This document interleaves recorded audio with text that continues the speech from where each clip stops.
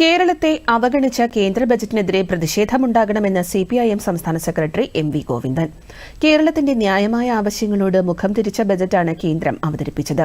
വയനാട് പുനരധിവാസം, വിഴിഞ്ഞം പദ്ധതി തുടങ്ങി കേന്ദ്ര സഹായമുണ്ടാവേണ്ട പദ്ധതികൾ അവഗണിച്ചത് ജനങ്ങളോടുള്ള വെല്ലുവിളിയാണെന്ന് അദ്ദേഹം കണ്ണൂരിൽ വാർത്താസമ്മേളനത്തിൽ ആരോപിച്ചു. ബജറ്റിന്റെ ഭാഗമായിട്ടുണ്ടായില്ല എന്നുള്ളതാണ് ഏറ്റവും പ്രധാനപ്പെട്ട പ്രതിഷേധാർഹമായ ഒരു രീതി.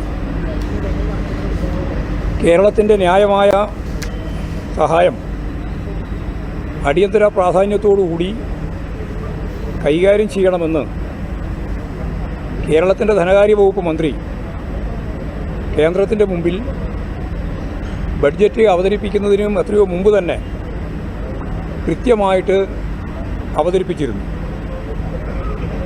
കേരളത്തിന് 24,000 കോടി രൂപയുടെ ഒരു പ്രത്യേക പ്രോജക്റ്റ് നടപ്പിലാക്കാൻ ഉതകുന്ന സമീപനം വേണമെന്നാണ് കേരള ഗവൺമെൻറ്, അതിൻ്റെ ധനകാര്യ വകുപ്പ് മന്ത്രി ഉൾപ്പെടെ ആവശ്യപ്പെട്ടത്. ജനങ്ങളും അതുതന്നെയാണ് പ്രതീക്ഷിച്ചത്.